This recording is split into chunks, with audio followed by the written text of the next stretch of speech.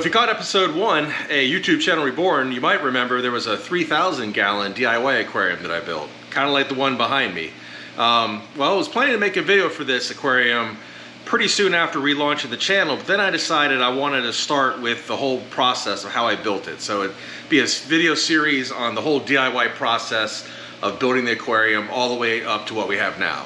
But I was thinking, you know, some people, you know, they might think that's cool, but maybe they don't want to build a tank like that. Maybe they just want to see what's in this thing. So I thought, well, you know what? Let's go ahead and do a video right now about how the aquarium is today. Let's check it out. Okay, the 3,000 gallon. And I know the question you're asking, why build a 3,000 gallon? And I couldn't fit a 4,000 gallon, so 3,000 was as big as I could go, so that's the reason. But here it is. It is, now in the first video I said it was 22 feet long, but I put a tape measure down and I was wrong. It is 20 feet 6 inches. So not 22 feet, merely 20 feet 6 inches. And it is still 6 feet front to back, like I said in the video. We'll come around back 20 feet that way, 6 feet front to back, and roughly 3 feet tall. So this 3,000 gallon DIY aquarium is a planted Amazon cichlid aquarium. I think that's not too common of an aquarium, as Amazon cichlids will usually do a number on plants, but when they're in a tank this size, there's enough room for them to cohabitate with the plants just fine. So as you can tell, there is a divider in the middle. So inside of here is actually a pole that's holding up the top part of the house, so I had to build around it. As you see in here, it's boxed out a little bit. So honestly, I don't think, even if it wasn't there, I would not be able to do a 20.5 foot long piece of glass. I think that would be cost prohibitive, but just to show you, it is one long continuous tank. As you see, they can swim back there and they come out over here from back there into this side here. And the tank, so these panels are 8 feet long, so the tank does extend past the tank on each side, as well as, of course, in the middle behind this piece. So as you can see, I have panels that are removable up top to be able to get to the front, and then along the back, the whole tank is covered in those polycarbonate panels. But let's just jump into the tank and show you the stock. So it's all Amazonian cichlids.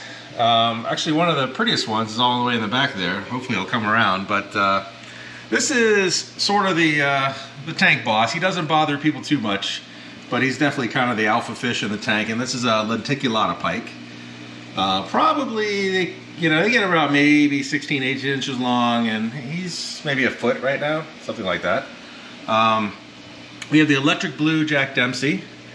This fish I've had quite a while. This is probably his third tank, and I'm sure he's loving it in here.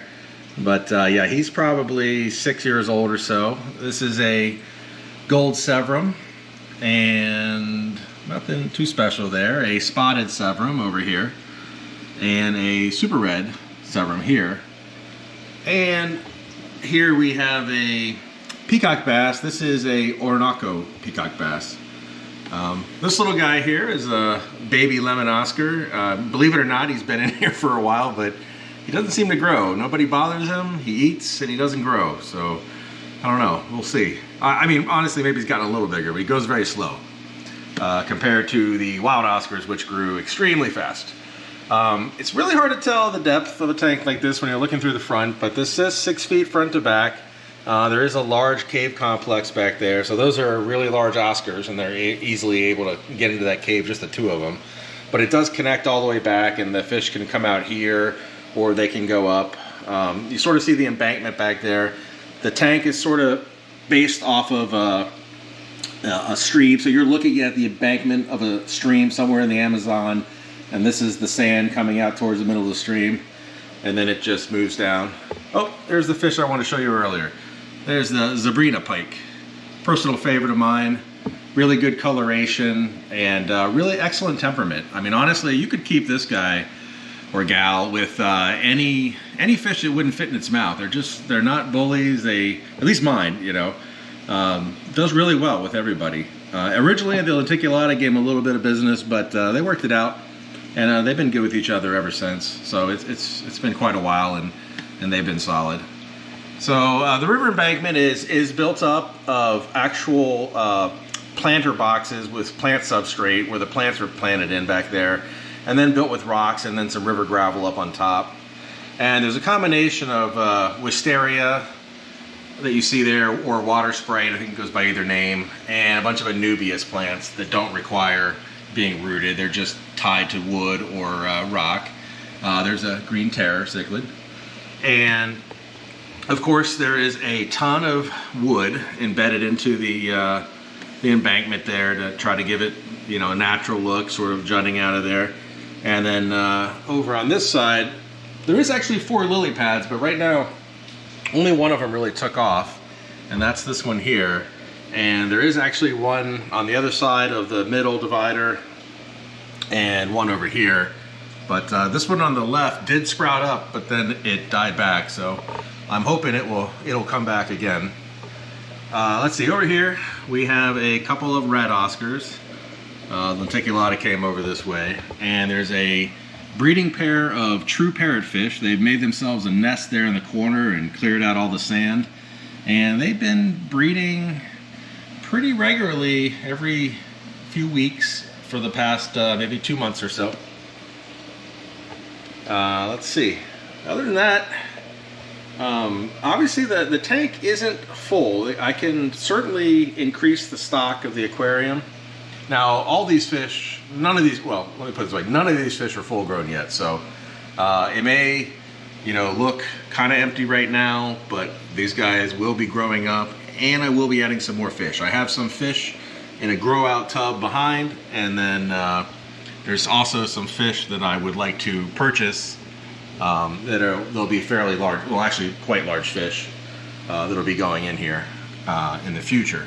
So despite the size of the tank, it will fill up, and I want it to be natural. I don't like an overly crowded tank, and also I think if you overcrowd it, you're more likely to have the fish want to tear up the plants and everything. And I'm really a big fan of both the look of nature and the benefit that the plants give to the ecosystem of the aquarium. And I don't think I covered these guys. This is a pair of wild Oscars, and you will always see them together. It's a male and female, and they are never separate from one another. They've been excellent too. They're the largest fish in here right now, or at least tied with lenticulata, and they don't bother anybody.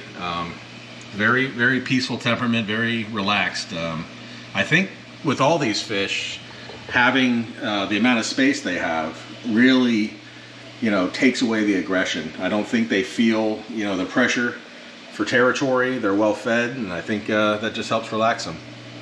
So this is a albino tiger Oscar, and then there is a larger lemon Oscar back there, but he's kind of hiding in the middle section, so not able to get a really good view of him at the moment.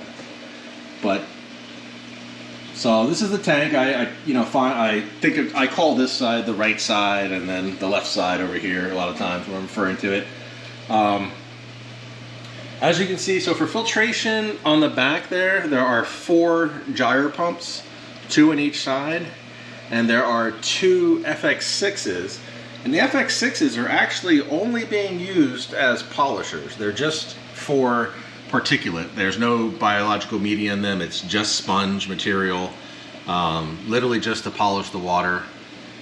No actual, well, you get a little bit of biological filtration of that, but mostly just the mechanical to get the small particulate. And then there's the water, you know, the gyro pumps to create oxygenated water in the tank. And then there is, all the way on the right hand side, there is a return pump coming from the back. So there's a DC pump in the sump in the back, and all the way in the back there, that's the only thing returning water from the sump. And that water has to make its way all the way down 20.5 feet that way, which then we'll take you around back. Goes to this DIY drain that's made right in the back there with all the plants stuck to it, the floating plants, which brings you right here. So this overflow comes down and goes into a 20.5 foot long sump. So there's a spray bar here, and then there's chamber after chamber after chamber after chamber of filtration material. And then on the far left hand, or the far side here, let me take you over there. You see the FX6 polishing filters. And then on the far side here, we have the return pumps, this controller for the return pump, and the heaters. So the water gets to the final chamber where the return pump is here, and then back into the tank. So with the big fish, I didn't want to risk them knocking anything off. So you can see everything is screwed down, everything is locked down. So if the fish hit any of these, they are all screwed down to the top, just like you see here. So anything that goes over the top is like that. Because this is a stacked wood with plywood and epoxy build, for the power heads, they usually use magnets, but this is way too thick. So I have these little clamps that I use, and I tie these zip ties around the pump, and then I strap them down with the clamps to keep them in place. So you can see that all on the top. And then of course, corrugated panels keep fish in the tank, keep the humidity in the tank. And then DIY, well not DIY, but LED floodlights that are, I believe, 6,500 Kelvin rating up top all the way along. And those are on timers. And excuse my loud air pump as we come around to the front. But that's the basic system. So inside that sump is, oh, there's the larger lemon Oscar. He's hiding again. Inside that sump is a whole bunch of Japanese. Well, the first chamber is the spray bar over top of filter media, like your cloth filter media that catches all the particles and everything. And then the next stage after that, the water is oxygenated with air pump, with the sponge filters and air. Then it goes into a large section of metalamat. And then after that, it goes through alternating sections of ceramic material and lava rock. And what the purpose of that is the first section takes out physical particulate. The next section oxygenates the water so that when it goes through the metalamat, it's functioning as an excellent form of biological filtration. So the bacteria there is using the oxygen to take out ammonia and nitrite from the water. And then the next stage, you start to deplete the oxygen, and the next stage is really long. It's, you know, probably 16 feet long, 15 feet long. So that next section, you're depleting the oxygen, and there you're just pulling out nitrate. So you're using denitrification. So you have bacteria that lives in low oxygen, no light, and it feeds on nitrate. So between that and the plants that you see up top, I'm able to keep large fish without doing water changes and without having any nitrate problems. Because as you can imagine, doing a water change on a 3,000 gallon tank is a pain in the butt. You know, it would be a lot of water, it would take a long time, and it would start to add up if you were, you know, really depending on water changes for your major filtration. So 16 feet of denitrifying bacteria living on ceramic material and lava rock, combined with 20.5 feet of live plants at the top, is how I'm getting rid of the nitrate in this water. The FX6s, the water movement, solid water movement throughout the aquarium, and the overflow chamber, the first overflow chamber, is how I'm removing physical particulate. And then in terms of the biological filtration, at this point, all the sand, all the rock, everything is covered in bacteria, and the first 6 feet of the sump filter are aerobic bacteria for removing that sort of thing. Okay, so that is the basics of the 3,000 gallon. Like I said, there are more fish to come, but I want to leave that as a surprise for future videos. But I think that before we end this video, I think we need to feed these fish, you know. I don't think we can just leave it like this. We got to see if these cichlids are hungry, you know, because you know cichlids, they're always hungry. So we're gonna see these guys eat, and then I'm gonna go ahead and put the camera underwater and give you a little bit of underwater footage so you can see these guys a little closer to their natural habitat rather than just through the glass. See what they look like inside. All right, let's get some food for these guys.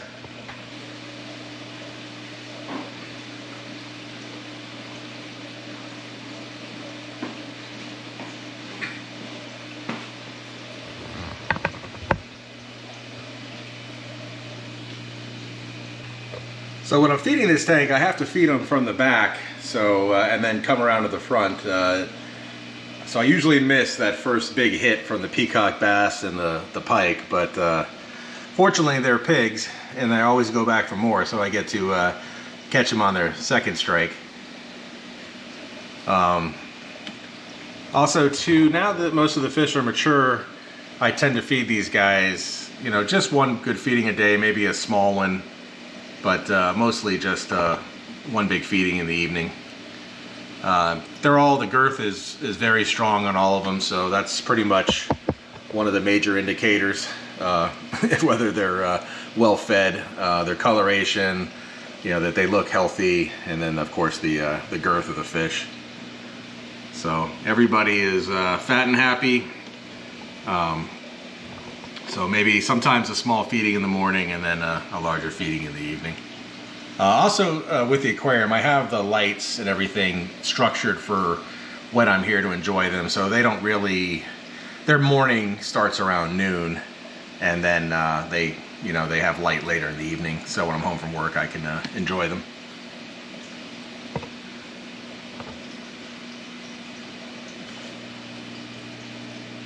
But yeah, everyone is, see that little guy, he eats very good, but he just doesn't grow. Oh, well, you just spit it out. That's why you don't grow. You eat it and then you spit it out. So, we need to teach him how to eat his food and keep it down, I guess.